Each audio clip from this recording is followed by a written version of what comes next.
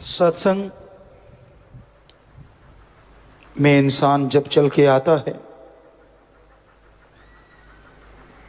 दिलो दिमाग में जो विचार होते हैं, भावनाएं होती हैं, शंकाएं होती हैं, सवाल होते हैं, उनका जवाब पूरी सत्संग सुनता है तो कहीं ना कहीं अवश्य मिल जाता है। इशारा मिल जाता है, हल मिल जाता है, और सुन के अमल करे तो वाकई उसकी वो गम चिंता परेशानियां दूर हो जाती हैं। तो वचन बहुत जरूरी है।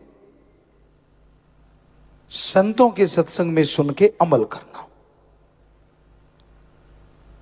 सत्संग घंटा आध घंटा जो भी समय आप देते हैं, भगवान पे एहसान मत किया करो। कई बार आपको लगता है कि लो भाई मैं सत्संग में आ गया, देख भगवान मैंने तेरा राम नाम सुन लिया। एहसान क्यों जताते हो? आप सत्संग सुनते हो तो कर्म आपके कटेंगे, कर्म आपके बनेंगे। तो इसमें एहसान जताने की तो कोई बात ही नहीं, बल्कि होना यह चाहिए कि हे मालिक मैं तेरा शुक्राना करता हूं कि तूने कृपा की, तभी मैं सत्संग में चल के आ गया। तूने कृपा की हे ईश्वर, तभी सत्संग सुन के अपने भाग्य को मैं बदल पाऊंगा या बदल डालूंगा। तो उस मालिक का, वाहिगुरु का, राम का, ईश्वर का शुक्राना करना चाहिए, ना कि कोई एहसान जताना चाहिए। इंसान कैसे कर्म करता है ये तो इंसान जानता है, उसके अलावा भगवान जानता है। इंसान कर्म करता है, उसका फल चाहिए, हर किसी को चाहिए, लेकिन ईश्वर जिस हाल में रखता है भक्तजन उसी हाल में रहते हैं।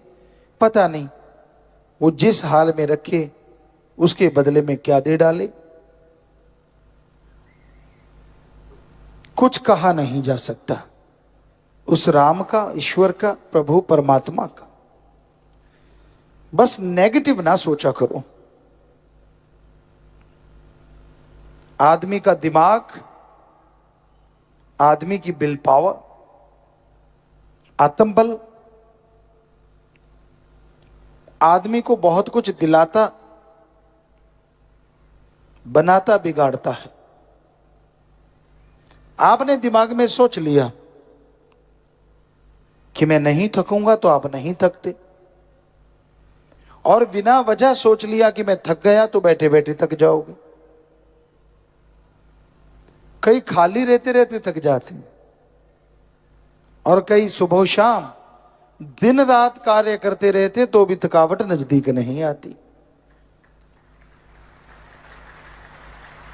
कई चारपाई पे करवट बदलतों की मसल खिंच जाते हैं, और कई सारा दिन फावड़ा चलाते हैं, पता ही नहीं चलता। दिमाग की इसमें बहुत बड़ी भूमिका है। अगर आप सोच लेते हैं कि आप कभी तरक्की नहीं करेंगे तो नहीं करोगे, और अगर आप सोच लेते हैं कि मैं हारी बाजी जीत के दिखाऊंगा तो आप जीत जाते हैं। इसलिए नेगेटिव ना सोचा करो, और मालिक के प्यारे को तो बिल्कुल भी नहीं।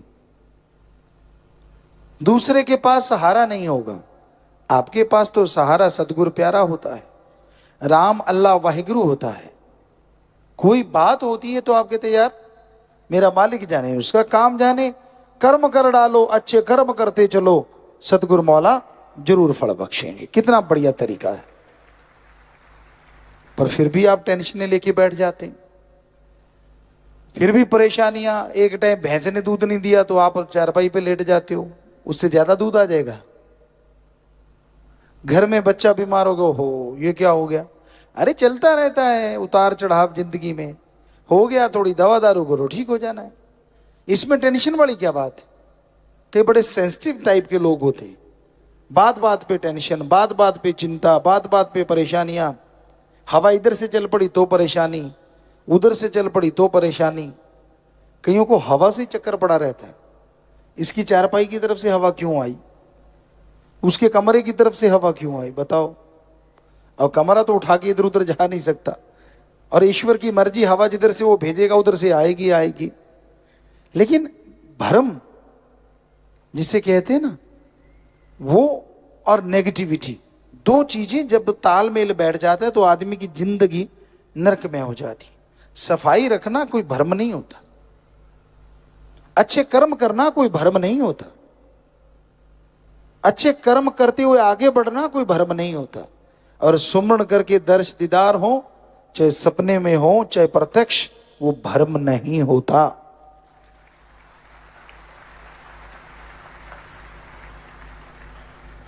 इसलिए टेंशन ना लिया करो, कोई कुछ कह दे नेगेटिविटी को पकड़ा ना करो। कई अच्छे भले बंदे को बीमार कर देते हैं, तू तो यार ऐसा दिखता है। हमने ज्यादातर गांवों में देखा है, माता बहनें, अब तो पता नहीं थोड़ा चेंज हो गया हो, पर लगता नहीं चेंज हुआ होगा। माता बहनें किसी बीमार का पता लेने जाएंगी और बंदे को देख के कहेंगे तू आगे से पीला हो गया, लाल हो चाहे तो भी पीला हो जाता है बेचारा। और आदमी जाएंगे चाहे अनपढ़ ही क्यों ना हो, हमने अपने कानों से सुना, आंखों से देखा है, यार कल से तो तू ठीक लग रहा है, तेरी सेहत तो बहुत अच्छी लग रही है, चाहे पीली सेहत क्यों ना हुई पड़ी हो फिर भी लाली आ जाती। तो माता बहनों, पता लेने का मतलब ये नहीं है कि किसी को मार दो। आप किसी का पता लेने जाते हो बीमार का, कभी भी गलत ना कहो, चाहे वो बिल्कुल आपको लगा कि कमजोर हो गया, फिर भी कहो कि नहीं कल से तो तू अच्छा लग रहा है। आपके ये दो शब्द उसको जिंदगी जीने की इच्छा पैदा कर देंगे, और हो सकता है वो बीमारी से लड़के जीत जाए। हर किसी को यही चाहिए, कभी नेगेटिव ना सोचो। पर कई होते ही नेगेटिव हैं, मैं तो उठा नहीं जाना, मैं नहीं खड़ा हो सकता, मैं खा नहीं सकता, मैं चल नहीं सकता, और सब कुछ कर रहे होते हैं फिर भी नहीं। तो ये नेगेटिविटी मत पालो, मेरे से ये नहीं होगा, मेरे से वो नहीं होगा, बल्कि लड़ो उन चीजों से जो लगता है कि आपकी जिंदगी में आपको पीछे ले जा रही हैं। लड़ो अपने मन से जो आपको गलत विचार देता है, लड़ो उन बुराइयों से जो आपके ऊपर हावी होना चाहती हैं, लड़िए उन गलत ख्यालों से जो आपको कहीं का नहीं छोड़ना चाहती, और जीत जाइए जिंदगी की बाजी। जाना है इस दुनिया से सबने, लेकिन कई आते हैं जिंदगी का दिया बुझा के चले जाते हैं, और कई आते हैं दूसरों के लिए मशाल का काम पूरी जिंदगी करके जाते हैं, और आने वाले समय में दुनिया उनकी मशाल के साए तले चलती हुई रास्ता नापती रहती है। आप मानो ना मानो, आप चाहो ना चाहो, जन्म भी होता है और मरण भी होता है, ये तो होके रहना होता है। आपकी इच्छा से कुछ होने वाला नहीं, आपके टालने से कुछ टलने वाला नहीं। इसलिए जो समय आपको मिला है उसमें अच्छे कर्म करो, अच्छे कर्म करते हुए हिम्मत से आगे बढ़ो, और नेकी भलाई करते हुए अल्लाह वाहिगुरु राम सतगुरु मौला के गुण गाते हुए खुशियां हासिल करो। हर समय आदमी की मन इच्छा पूरी नहीं होती। परम पिताजी वचन फरमाया करते, सोचा कदे बंदे दियां हुंदियां नहीं पूरियां, सोचता है बहुत पर रहंदियां अधूरियां। बहुत ज्यादा सोच लेता है इसलिए अधूरी रह जाती, और फिर मन अंदर से मरोड़ा देता है, होगी तेरी इच्छा पूरी, कुछ नहीं हुआ, सतगुरु कुछ नहीं करता। पर जो 100 इच्छाएं पूरी पहले हुई हैं उनको साफ कर देता है, जैसे बच्चे पहले फट्टी लिखा करते थे, आजकल के बच्चों को तो पता ही नहीं। कलम होती थी, दवात होती थी, क्या गाचनी दोमट माटी लगा के वाइट कलर करते, फिर पेंसिल से लाइनें मारते, फिर शाही से लिखते, और जैसे टीचर कहता ओके, मारा पानी, सारी फट्टी साफ। तो मन ओके कहने नहीं देता, पहले फट्टी साफ कर देता है। राम, अल्लाह, वाहिगुरु, सतगुरु, मौला ने पता नहीं क्या क्या बख्शना होता है, पर अहंकार, खुदी, बेवजह मान बढ़ाई की बातें इंसान को बहुत पीछे ले जाती हैं।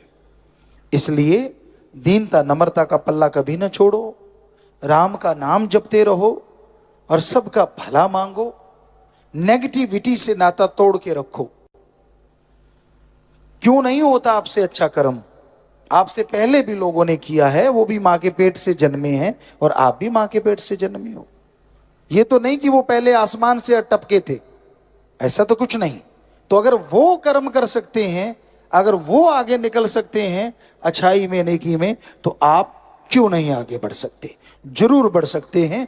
बस मन से लड़िए, बिल पावर आप कीजिए, सुमरन सेवा कीजिए और सबका भला मांगिए। ऐसा करते हुए जैसे जैसे आगे बढ़ोगे, मालिक झोलियां भरेंगे। जब आदमी सेल्फिश हो जाता है, जब खुदगर्जी का शिकार हो जाता है, ना खुद को खुशियां ना परिवार को खुशियां। इसलिए सबका भला मांगो, सबका भला करो और मालिक से, मालिक की भक्ति मांगो, मालिक से बंदों को जोड़ो।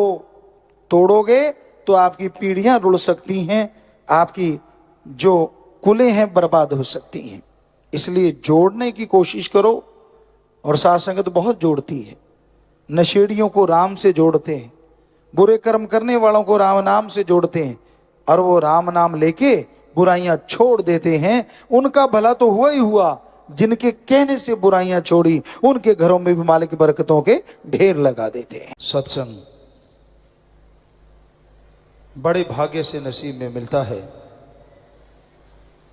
और वो और भाग्यशाली हो जाते हैं जो सुनकर अमल कमाया करते हैं। 84 लाख जोनियों में किसी भी जोनी को, किसी भी शरीर को यह अधिकार नहीं है कि वह अपने नए अच्छे कर्म कमा सके। धर्मों में जो लिखा है कि आदमी की किस्मत में जो लिखा है वो मिलता है। सिर्फ इंसान को छोड़ के बाकी शरीरों के लिए ये सही है। वो वही करते हैं जो काल महाकाल उनसे करवाता है। पर सबसे दुखद बात यह है, वो कर्म कर सकते हैं, कर्म उठा नहीं सकते। या दूसरे शब्दों में, काल ने खेल ही ऐसा रचा, महाकाल ने, कि बाकी शरीर जितने भी हैं वो कर्म करते रहते और वो भी बुरे, लेकिन उनके अंदर इतनी ताकत नहीं होती कि वो अपने बुरे कर्मों का फल उठा सके। और काल ने जानबूझ के ऐसा किया ताकि सारे कर्मों का बोझ जब मनुष्य शरीर मिले उस पे डाल दिया जाए। क्यों? क्योंकि मनुष्य शरीर ही एक ऐसा शरीर है जो उस अल्लाह, राम, ईश्वर, वाहिगुरु गॉड को पा सकता है, आवागमन से मोक्ष मुक्ति हासिल कर सकता है। इसलिए काल ने 84 लाख शरीरों में बिल्कुल आखिर में आने वाला शरीर, मनुष्य शरीर, इस पे कर्मों का सारा बोझ डाला। अब जरा सोचिए, 84 लाख शरीरों का अगर एक एक कर्म भी बनाएं तो 84 लाख कर्म बनते हैं। लेकिन भगवान ने मनुष्य शरीर को इतना मजबूत बनाया, इतना मजबूत बनाया कि ये उन सब कर्मों का खात्मा ही नहीं कर सकता, बल्कि जीते जी परमानंद और मरणोपरांत परमानंद की प्राप्ति पूर्णतः कर सकता है। और भगवान ने यहीं बस नहीं की। 84 लाख शरीरों में एक मनुष्य शरीर ऐसा बनाया जो उसके भाग्य में लिखा है उसको भी बदल सकता है। सिर्फ मनुष्य शरीर, इसमें भक्ति की जाए, कर्म योगी और ज्ञान योगी बना जाए तो ये भयानक से भयानक कर्मों को बदल सकता है। तो आपके लिए ये सही नहीं है कि जो लिखा है वो ही मिलेगा। जो लिखा है वो तो मिलेगा, पर अगर आप चाहें तो अपनी तरफ से ओम हरि अल्लाह राम को खुश करके और भी बहुत कुछ लिखवा सकते हैं, अपने भाग्य को बदलवा सकते हैं। पर अगर आप हाथ पे हाथ धर के बैठे रहते हैं तो कहां से कुछ मिलेगा। आप सो रहे हैं, काम धंधा करना नहीं चाहते, सोए सोए अगर आप प्रार्थना करें कि भगवान मेरे कर्म बना दे, मुझ पे रहमत कर दे, तो भगवान करेगा, लेकिन आपको 4 खुराटे और दे देगा, क्योंकि आप तो नींद में हो और तो नींद ही मिलेगी ना। हाँ, पढ़ने वाले बच्चे ध्यान से सुनिए, कॉलेज में स्कूल में आप पढ़ते हैं या कोई डिग्री ले रहे हैं, इंजीनियरिंग कर रहे हैं, आप लगन से पढ़ो, दिल लगा के पढ़ो। अगर आपके पढ़ने से 70% नंबर आ रहे हैं और आप भगवान की भक्ति भी करते हैं तो भगवान 70 की जगह 90% भी कर सकता है। यह पॉसिबिलिटी है। बिजनेसमैन, आप व्यापारी हैं, दुकानदार हैं, मेहनत की करते हैं, पूरी मेहनत करते हैं, कड़ा परिश्रम करते हैं, तो आप 15% चलो मान लो लेते हैं। कलयुग में बड़ा मुश्किल है, लोग तो 200% ले रहे हैं, पर चलो अगर आप सच्चे हैं 15% ले रहे हैं, 10-15% और पूरी मेहनत करते हैं, कड़ा परिश्रम करते हैं, तो यहां एक ग्राहक नहीं आना था, वहां भगवान 100 ग्राहक भी भेज सकता है। यह पॉसिबिलिटी है। इस तरह से आपकी कमाई भी बढ़ सकती है और बेईमानी भी नहीं करनी। जिम्मेदार है, आप मेहनत करते हैं, खेतों में हल जोत रहे हैं, पानी लगा रहे हैं, बीज बो रहे हैं, अगर उस समय साथ साथ भगवान मालिक का नाम ले रहे हैं, दृढ़ यकीन के साथ, दृढ़ता के साथ, तो वो बीज जो धरती में जाएगा, फले फूलेगा। और जैसे गेहूं का उदाहरण दें आपको, कि दूसरों के उसी बीज में अगर गेहूं की बल्ली जो छल्ली होती है उसमें 70 दाने हैं और आपने मेहनत की, आपके भी 70 हैं, तो भगवान उस गेहूं की बल्ली छल्ली में 100 दाने भी कर सकता है। यह कृपा हो सकती है। तो कृपा ऐसे होती है कि आप सुमरण करें और मेहनत करें। कोई भी नौकरी पेशा है, आप पूरी लगन से, पूरी मेहनत से काम करते हैं, गपशप की बजाय आप जितना काम मिलता है उसे कायदे से कर देते हैं, तो भगवान का सुमरण करते रहते हैं, नेक कर्म करते हैं, तो तरक्की 2 साल में मिलती है। हो सकता है भगवान आपको 1 साल या 6 महीने में तरक्की दे दे। ये पॉसिबिलिटी है। तो ऐसे काम करता है भगवान का नाम। जादू टोना या पाखंडवाद या ढोंग ढकोसले से ईश्वर किसी को कुछ देता नहीं। देवी देवता जो होते हैं वो कभी किसी को डराते नहीं, कभी किसी का बुरा काम करते नहीं। देवी देवता हमेशा अच्छा कर्म करते हैं, उनकी ड्यूटी होती है कि वो आपको संभालें। जैसे स्कूल होता है, उसका हेड कौन? प्रिंसिपल। आगे बच्चों को पढ़ाने के लिए कौन? टीचर। फिर जो उन टीचरों के लिए खाना पानी या कुछ ऐसा, वो कौन? चतुर्थ श्रेणी के कर्मचारी। तो वो इस तरह हेड तो एक हुआ कि वो प्रिंसिपल है, हेडमास्टर है, वो एक छोटे से स्कूल को संभालता है, तो कितने उसके नीचे नौकर होते हैं? पूरी सृष्टि नहीं, आप तो एक त्रिलोकी में रह रहे हैं, ऐसी सैकड़ों त्रिलोकियां हैं, ऊपर एक और जहान है।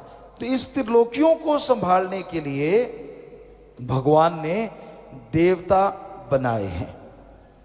कोई हवा का ख्याल रखता है, कोई आपकी बॉडी में, सब देवी देवता हैं, वो पूरी संभाल रखते हैं।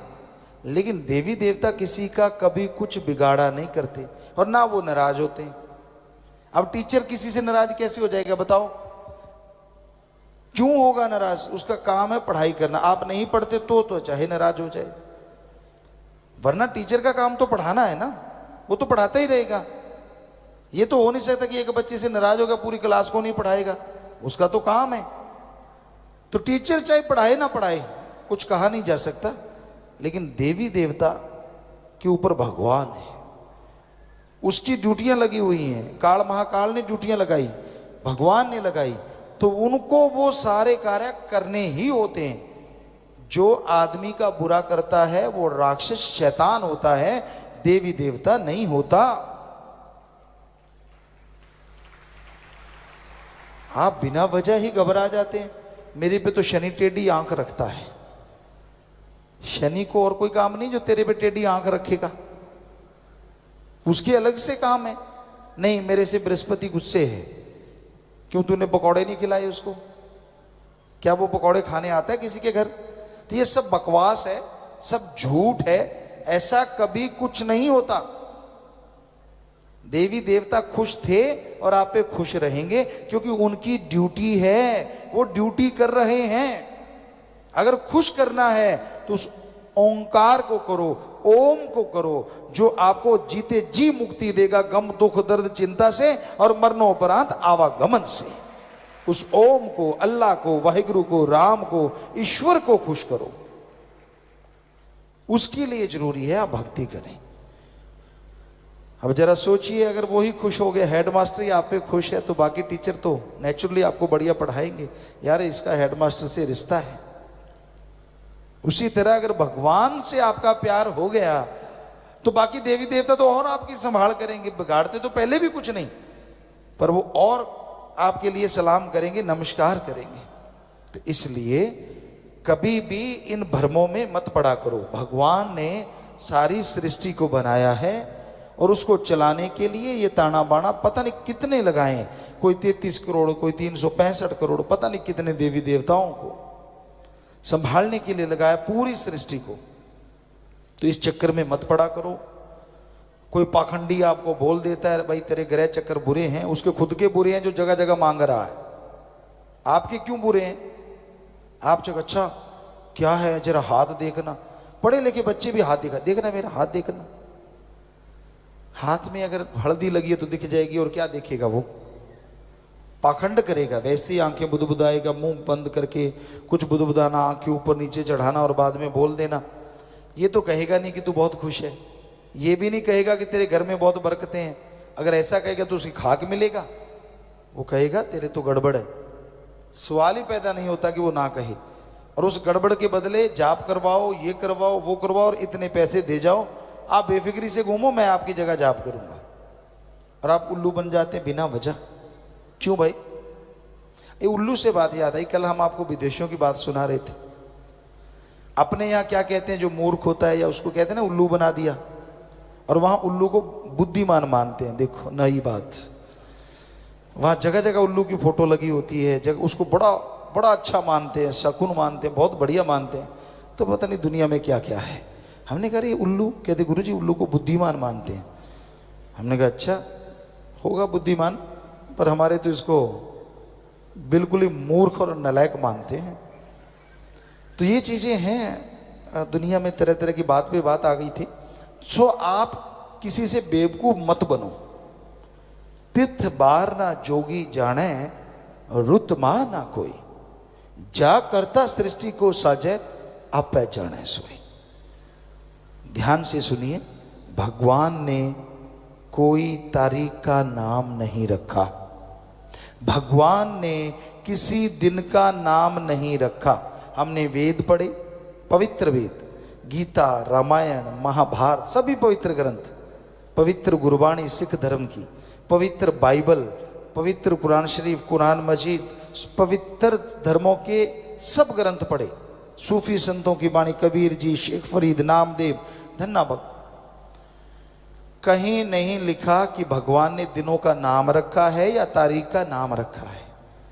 जब उसने नाम रखा ही नहीं, ये तो आदमी के रखे हुए हैं सिर्फ पहचान के लिए, ताकि पहचान रहे भी आज ये दिन है, आज ये दिन है, वरना क्या पता लगता दिन गुजर गया, कौन सा दिन, कौन सी तारीख, क्या पता लगता। आप जन्मदिन कैसे मनाते, बहुत चक्कर पड़ जाते ना अगर दिन का नाम ना होता, तारीख का नाम ना होता। तो इसलिए ये आदमी ने सुख सुविधा के लिए रखा है, पर कोई तारीख बुरी नहीं, कोई दिन बुरा नहीं, इस चक्कर में मत पड़ो। आदमी ने रखा, आदमी बनाता है ये बुरा है, ये गलत है, ये फलां, ये फलां, कहीं धर्म में ये चीज नहीं है, तो भगवान ने नहीं बनाया। इसलिए आज कर्म अच्छे करोगे तो अच्छे बन जाओगे, और आज बुरे करोगे तो आने वाले टाइम में आपको बुरा भोगना ही पड़ेगा। इसलिए कर्म योगी बन के अच्छे कर्म कीजिए, भले कर्म कीजिए, ताकि आप अच्छाई पे, नेकी पे आगे बढ़ते जाएं और मालिक की कृपा पात्र बनते जाएं। परम पिता परमात्मा अल्लाह वाहिगुरु राम कण कण में, जर्रे जर्रे में मौजूद है। सच्ची तड़प, सच्ची भावना, सच्ची श्रद्धा दिलो दिमाग में होती है तो उससे मिलाप जरूर हो जाता है। और कोई तरीका नहीं जिससे परमपिता परमात्मा को पाया जा सके। इंसान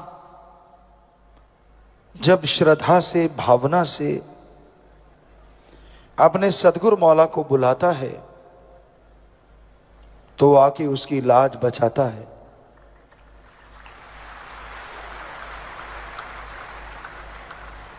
सेवा सुमरन ऐसे गहने हैं, जिसने भी ये पहने हैं वो भाग्यशाली है। और जो तड़पता है उस परमपिता परमात्मा के लिए, वो ज्यादा देर तड़पने नहीं देता, जन्मों जन्मों की तड़प पल में खत्म कर देता है। उस मालिक की दरगाह में, उस परमपिता परमात्मा की दरगाह में ढोंग पाखंड का कोई नाम नहीं, कोई जगह नहीं। उसको पाने के लिए, दर्श दीदार करने के लिए दिलो दिमाग का शीशा साफ करना पड़ता है। भीलनी 12 साल तड़पती रही, पता नहीं मालिक के कितने प्यारे, कितने कितने जन्म तड़पते रहते हैं, तब जाके मालिक के प्यार मोहब्बत की भीख झोली में डलती है।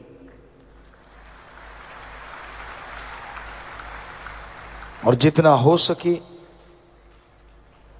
मालिक की औलाद से बेगर्ज निस्वार्थ भावना से प्यार करो, ताकि आपका प्यार बढ़ता जाए। किसी तड़पते हुए को, किसी दुखी को मिलके उसका दुख दूर करने की कोशिश करना ही सच्ची बंदगी होती है, बंदगी की शुरुआत होती है। पर वचनों में कभी भी इधर उधर मत जाओ। कई बार होता है कोई आपसे गलत उम्मीद लगा लेता है।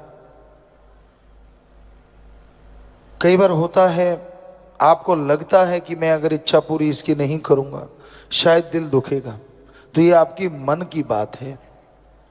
मर्यादा में रहना सबसे जरूरी है, वचनों का पालन करना 100% जरूरी है अगर रूहानियत में तरक्की चाहते हो।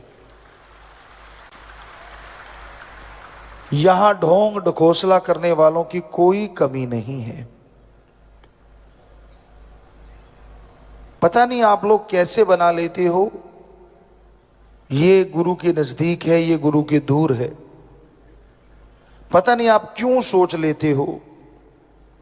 हमारा तो एक ही निशाना होता था, सतगुरु यार है तो सब बहार है, और किसी से ना कोई दुश्मनी है और ना कोई ज्यादा प्यार है। यही है फार्मूला रूहानियत में तरक्की हासिल करने का। क्योंकि इंसान आखिर इंसान है, और कई पड़के कड़े होते हैं, दिखते कुछ और हैं। उनके कारनामे अगर आपके सामने आ जाएं तो आप थू थू करो, पर सतगुरु को पर्दा मंजूर होता है।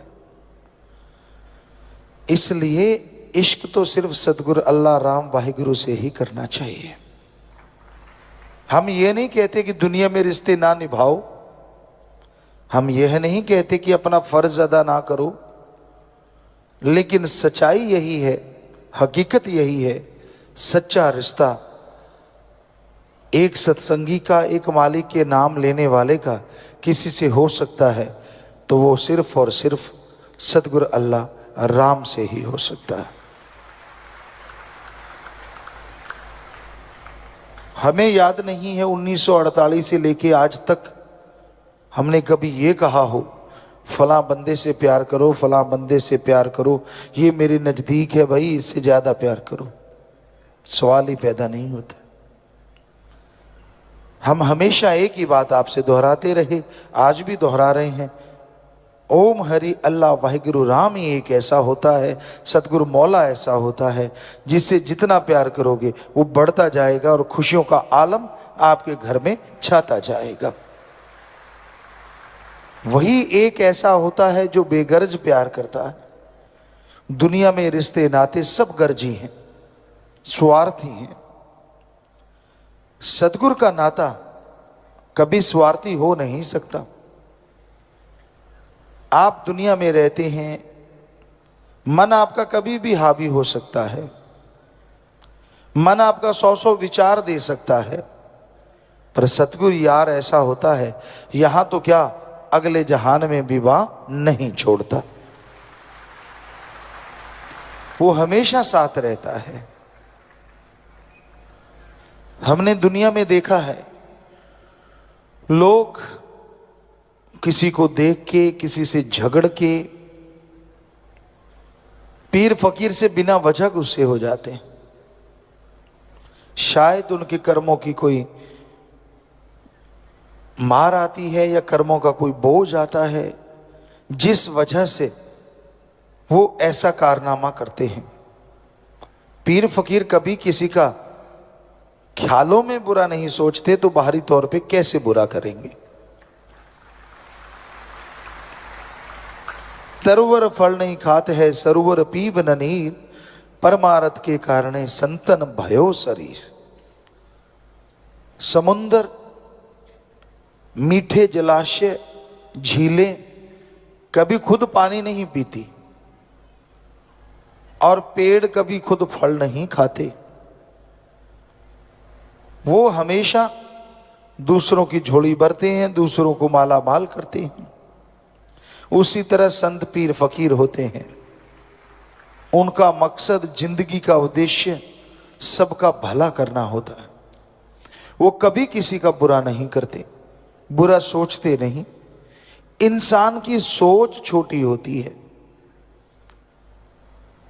इंसान का मन उसे बहुत ही नीचे गिरा देता है। क्योंकि जो पढ़ के कड़े होते हैं, हमने उनसे सुना है, बातें करते सुना, जाहरा तौर पे नहीं, रूहानी तौर पे, कि यार गुरु को, पीर फकीर को कोई बताता होगा तभी ऐसा होता है। एक दूसरे को लोग कह देते हैं तेरी वजह से फलां के कर्म मर गए, तेरी वजह से फलां के कर्म मर गए। जो लोग ऐसा कहते हैं उनके अपने कर्म मर रहे होते हैं। पीर फकीर किसी के इशारे पे नहीं नाचता। अरे जो सारी त्रिलोकी को इशारे पे चलाता है वो किसी के इशारे पे क्या नाचेगा? ये इंसान की घटिया सोच होती है। वो उतनी खसलत का मालिक होता है, उसको उससे ज्यादा कुछ भी समझ नहीं आती, इसलिए वो ऐसा बोलता है। पीर फकीर तो जैसी में आवे खसम की बाणी तैसड़ा करी ज्ञान भी डालो।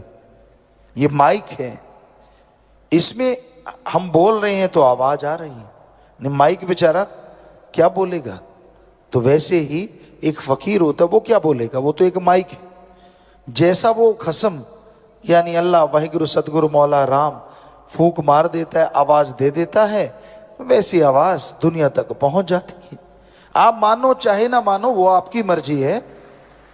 क्योंकि 100% जो मानता है वो कभी धोखा नहीं खाता, कभी वो गम में नहीं डूबता, कभी वो खुशियों से दूर नहीं होता। दृढ़ यकीन रखो, दृढ़ यकीन से ही बेड़ा पार होता है। जब इंसान यकीन नहीं करता, सेवा सिमरन से दूर होता जाता है, तो फिर उसका मन उस पर हावी होने लगता है, तो उसका मन उसे तिगड़ी नाच नचाना शुरू कर देता है। मन से लड़ने का मतलब सेवा और सुमरन जरूरी है, और मन से लड़ने का मतलब सतगुरु से प्यार को बढ़ाना है। विचारों का क्या है? विचार तो आते जाते रहते हैं, अमल ना करो। बुरे विचार आगे डरो मत, अच्छे विचार आगे करो जरूर। बुरे विचार आते हैं, सुबह शाम 5-7 मिनट सुमन कर लो, उसका फल आपको नहीं लगेगा और कट जाएगा। अच्छे विचार आते हैं, उन पे चलते जाओ, मालिक के नजदीक पहुंचते जाओगे। तो इस कलयुग में यहां बुराई का बोलबाला है। इस कलयुग में हाथ को हाथ खाए जा रहा है। इस कलयुग में लोग वहशी दरिंदे बनते जा रहे हैं। इस कलयुग में इंसानियत तड़प रही है। ऐसे में अगर कोई सहारा है तो सतगुरु अल्लाह वाहिगुरु के राम का नाम का सहारा है, उसकी भक्ति इबादत का सहारा है। वरना कोई भक्त बन के भी आपको लूट सकता है। लूट धन की हो सकती है, तन की हो सकती है, भावना की हो सकती है। इसलिए किसी के बहकावे में मत आओ। स्वामी जी महाराज ने कितना स्पष्ट लिखा है, गुरु कहे करो तुम सोई, मन के मते चलो मत कोई। ये भव में गोते खिलवावे, ये गुरु से बेमुख करवावे। ऐसे ऐसे लोग बैठे हैं इस कलयुग में, दिखने में भक्त लगते हैं, पर उनका वश चले तो भगवान को भी बेच के खा जाएं। वश नहीं चलता और ना कभी चलेगा, क्योंकि वो सतगुरु अल्लाह राम एडा भोला खसम नहीं जेड़ा मकर चलित्र ना जाने। ये लाइनें इतनी जबरदस्त हैं, अगर आप हमेशा याद रखो तो शायद कम से कम सत्संग में और सतगुरु के सामने पखंड ना करो, झूठ ना बोलो। एडा भोला खसम नहीं जेड़ा मकर चलित्र ना जाने, ਇਹਦੇ घर विच ओहियो बस सकदी जेड़ी सब चतराइयां भुल जावे। बात ही खत्म हो जाती है। जिसने सारी सृष्टि बनाई उस भगवान ने, अल्लाह वाहिगुरु राम ने। आप कभी पेड़ पौधे देखो जो रास्ते में आते हैं, एक का पत्ता दूसरे पेड़ के पत्ते से नहीं मिलता। एक ही नस्ल होने के बावजूद टहनियां और उनका जो बड़ा टहना होता है जिसों, वो भी कभी आपस में मिलते आपको नजर नहीं आएंगे। और अलग अलग किस्में कितनी हैं, किसी के पत्ते में कोई डिजाइन, किसी के पत्ते में कोई डिजाइन। तो कुदरत के कादिर का क्या कहना, वो तो गजब का है। जिसने श्रद्धा से, दृढ़ यकीन से उसे यह मान लिया कि हां वाकई वो तो दोनों जहान का जानता है, उस मालिक को, सतगुरु मौला को, जिसने ऐसा माना उसकी कुलों का उद्धार हो जाया करता है। वो हर किसी की जानता है, हर किसी की खबर रखता है, लेकिन कभी किसी का बुरा नहीं करता। उसे पर्दा मंजूर है, सबका पर्दा रखता है, पर्दा उठाता नहीं, पर उसकी मार की वजह से लोग अपना पर्दा आप ही बता देते हैं।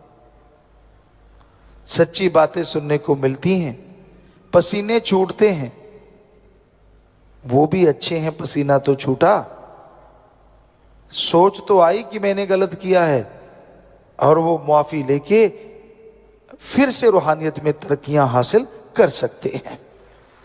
सत्संग इस कलयुग में एक ऐसा सहारा है जो डूबते हुए को नाव मिल जाए उससे भी बढ़िया तरीका है। आम कहा जाता है डूबते हुए को तिनके का सहारा, पर अगर नाव ही मिल जाए तो पूछिए मत। तो उसी तरह इस कलयुग में डूबते हुए जीवों को, तड़फते हुए जीवों को बचाने के लिए, राहत पहुंचाने के लिए राम का नाम एक जहाज है जो उन डूबते हुए, उन तड़फते हुए जीवों का आधार है। और कोई उस नाम का जाप करे, सुमरन करे, फिर तो कहना ही क्या है। सो उस परम पिता परमात्मा के नाम का जाप हमेशा आप करते रहो, कहीं गुमराह ना हो जाओ, कहीं आलस्य में ना पड़ जाओ, कहीं भूल ना जाओ परमपिता परमात्मा को। इसलिए संत पीर फकीर सत्संग लगाते हैं, और जो सत्संग सुन के अमल करते हैं उनके तो अंदर बाहर कोई कमी रहती ही नहीं। उनके भाग्य नसीब वाकई बुरे होते हैं जो सत्संग सुनते सुनते भी बुरे कर्मों की तरफ चल पड़ते हैं। एक अनजान आदमी है, जंगल में भटक गया, और उस भटकते हुए को एक रास्ता सूझा।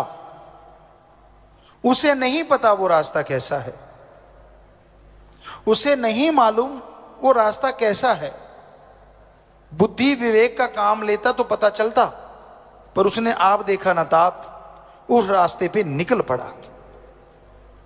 उस रास्ते में जंगली जानवर है, उस रास्ते में दलदल है, जान बचाएगा तो कैसे, बहुत ही मुश्किल है। वो लुट जाता है डाकुओं के हाथों, घायल हो जाता है पशुओं के हाथों, और फंस के रह जाता है दलदल में। लेकिन एक पूरे जंगल का जानकार है, उसे पता है शॉर्टकट रास्ता कौन सा है, उसे पता है ये रास्ता दलदल भरा है, ये जानवरों से भरा है, इधर डाकू रहते हैं, और ये बिल्कुल सेफ रास्ता है। पर वो इंसान फिर भी दलदल वाले रास्ते में चल पड़े, डाकुओं की तरफ चल पड़े, या पशुओं वाले रास्ते में जो खा जाएंगे उस रास्ते में चल पड़े, तो क्या कहिए। ऐसे ही सत्संगी होते हैं जो सत्संग सुनते हैं, नाम लेवा होते हैं। जब वो ऐसे जंगली रास्तों पे निकल पड़ते हैं तो फिर दद्दा दोष ना काहू दीजै, दोष कर्मा अपने जो मैं किया सो मैं पाया, दोष ना दीजै आवर्ज। आप तो जानकार हो, जिसने सत्संग सुना, नाम ले लिया, वो तो जानकार है कि ये रास्ता गलत है, ये रास्ता गलत जा रहा है, ये दलदल भरा है, यहां पे काम वासना क्रोध लोभ मोह अहंकार टूट पड़ेंगे, बर्बाद कर देंगे। वो सब जानता है। अगर जानते बूझते हुए भी वो उस रास्ते का चयन करता है, उस रास्ते को चुनता है, तो इसमें फिर ना तो भगवान का दोष ना गुरु पीर फकीर का दोष, अपने कर्मों की सजा भोगता रहता है, तड़पता रहता है, व्याकुल रहता है। तो इसलिए सत्संगियों, आपको तो पता है गलत रास्ते नहीं चलना, फिर आप मन के लोभ लालच में क्यों चल पड़ते हो? क्षणिक स्वाद के लिए क्यों आप अपने सतगुरु से मुंह फेर लेते हो? क्यों सत्संग की बातों को दरकिनार कर देते हो? क्यों नहीं अमल करते आप? और जब आप अमल नहीं करते, जब आप वचनों की काट करने लगते हो, तो जिंदगी में दुख आज नहीं तो कल आने वाले हैं। फिर उसके लिए भी तैयार रहना। दुख आपने सहेड़े हैं तो फिर भोगने के लिए भी आप अपने आप को तैयार रखो। फिर तो बड़ा भगवान भगवान करते हो, राम राम करते हो। पहले तो राम की सुनते नहीं, पहले उसके संत पीर फकीर की सुनते नहीं, और जब फंस गए, जब तड़पने लगे, फिर भगवान शहद जैसा लगता है। क्यों करते हो आप ऐसा? मन की वजह से। जवानी तो गधे पे भी आती है, आपके कोई अलग नहीं आई, उस पे भी आती है। आपकी जवानी कैसी? वो जवानी जो सतगुरु के लेखे लगे, अरे वो जवानी जो समाज के भले कामों के लेखे लगे, अरे वो जवानी जो भक्ति इबादत में पल पल गुजारे, उस जवानी के बराबर दुनिया में तीनों लोकों में कोई नहीं होता। उसकी भक्ति अव्वल दर्जे की मंजूर होती है। या कोई बचपन में लग जाए और आखिर तक निभा दे, उसकी अव्वल दर्जे की होती है। पर यहां तो जब दोहरा मापदंड अपना लेते हैं लोग, अपने सतगुरु को, अपने राम को मूर्ख बनाना उनकी आदत बन जाती है। ये दिखाना कि मैं भक्त भी हूं, और काम वो करना जो संत पीर फकीर रोकते हैं। तो फिर दुखों के पहाड़ को बुलाने से कोई रोक नहीं सकेगा। फिर तड़पोगे, फिर रोओगे, तब आप होगे और आपके दुख होंगे। कैसे कोई बचाएगा? गुरु को मानते हो पर गुरु की नहीं मानते, ये खतरनाक है, ये डेंजर है। जब आपको समझी आ गई कि रास्ते दलदल से भरे हैं, जब आपको समझी आ गई कि जंगली जानवर आप पे अटैक करने को तैयार बैठे हैं, तो राम नाम का शॉर्टकट क्यों नहीं अपनाते? क्यों काम वासना क्रोध लोभ मोह अहंकार मन माया को, उन जंगली जानवरों को अपने पे टूटने का मौका देते हो? क्यों? जोश जवानी का। परम पिताजी ने एक भजन बनाया है, और वो ध्यान दें, जवान नौजवान जो बिगड़ जाते हैं, जो मानते नहीं, सतगुरु की भी रखते हैं, लात दूसरी तरफ भी रखते हैं, गलत कर्म भी करते हैं। गधा 25 उम्रा जोर जवानी का, कि जब 25 साल तक की उम्र जो है ना, दुलत्ते झाड़ने वाली है। किसी को रोक दो आप, माँ बाप भी रोक दें तो उनका दुश्मन बन जाता है। मुझे रोका तो कैसे रोका, मैं मर्जी का मालिक, मैं करूं सो करूं। यानी गधे की तरह दुलत्तियां झाड़ता है। संत पीर फकीर समझाएं, अगर उसकी मन की बात कहते रहे, हाँ जी हाँ जी हाँ जी हाँ जी हाँ जी हाँ जी, फिर तो बड़ा खुश। और आज हम जो थोड़ी करारी बातें सुना रहे हैं तो थोड़ा रूठेगा भी, हमें कहते रहते पिताजी तो, और तेरे बाप को कहें भाई, गड़बड़ तू कर रहा है तो तेरे को ही कहेंगे ना, तेरा बाप करेगा तो उसको भी कहेंगे। तो हमें तो आपके चौकीदार जो हुए, आपकी निगाह जो रख रहे हैं कि मत करो बुरे कर्म, और हमें दिख भी रहा है कि करोगे तो फिर भरोगे, फिर चिल्लाओगे, फिर रोओगे कि मेरे साथ ऐसा क्यों हो रहा है। आजकल क्या बच्चा, क्या बूढ़ा, क्या जवान, सब काम वासना क्रोध लोभ मोह अहंकार मन माया की गिरफ्त में है। बचा हुआ वही है जिसने सच्चा इश्क उस वाहिगुरु से, सतगुरु मौला से किया हुआ है। वो चाहे बच्चा है, जवान है, बूढ़ा है, वो ही बचा है। वरना इस कलयुग में मस्ताना जी महाराज के वचन कि यार सतगुरु का आशिक तो कोई कोई है, सब माया के यार हैं। तो हम ये कहते हैं उस सतगुरु की कृपा से ही कि आज बहुत से सतगुरु के भी यार हैं, बहुत बच गए उनके रहमो करम से, उन्हीं की कृपा से।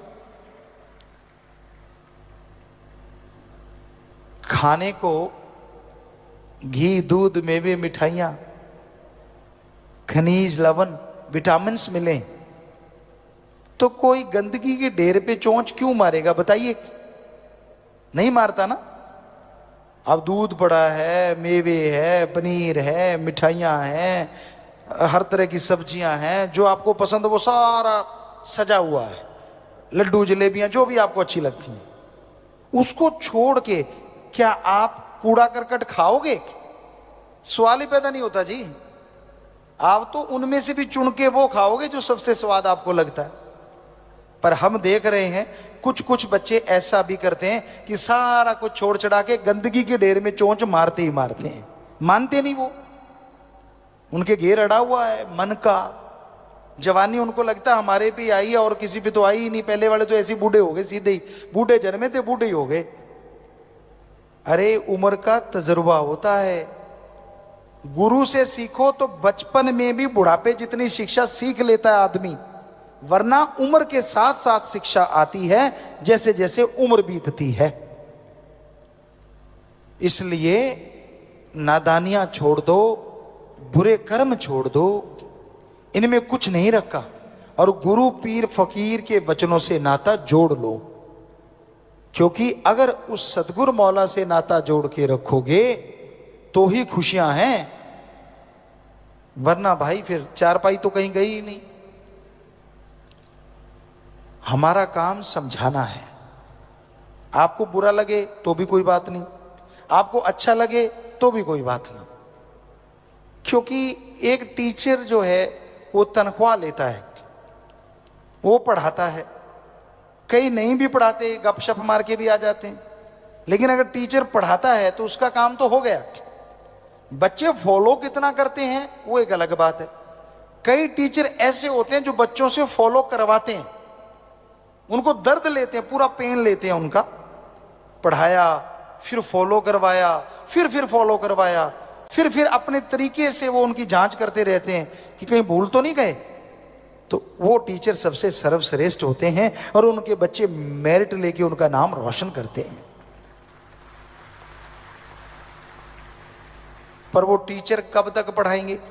जब तक आप 15-20 साल के नहीं होते, 25 साल के नहीं होते। डिग्री की डिप्लोमे ले लिया फिर तो आप पढ़ाने वाले हो गए। पर इस कलयुग में एक टीचर ऐसा भी होता है जो पढ़ाता ही रहता है, और वो होता है सच्चा गुरु। उसके लिए शिष्य बड़ा ही नहीं होता, छोटा ही छोटा, छोटा ही छोटा, छोटा ही छोटा रहता है। हर पल उसकी निगाह रखता है वो, हर पल उसका ध्यान रखता है वो, कदम कदम पे समझाता है उसे, वो समझाता चला जाता है। ना बेटा इसकी ना सुन, ना बेटा उसकी ना सुन, तू अपने जमीर की सुन, तू अपने सतगुरु की सुन। सतगुरु और जमीर की सुनेगा तो तेरी तकदीर बनेगी, दुनिया की सुनेगा तो बनी हुई तकदीर का बेड़ा गर्क हो जाएगा। मन हावी होता है, किस पे नहीं होता? आदमी तो आदमी है, लेकिन सतगुरु की जो मान ले वो भी भाग्यशाली होता है, वो भी भागों वाला होता है, जो मान के अमल कर लेता है। चाहे कुछ भी क्यों ना हो, फिर भी मालिक उस पे रहमो करम बरसाता रहता है।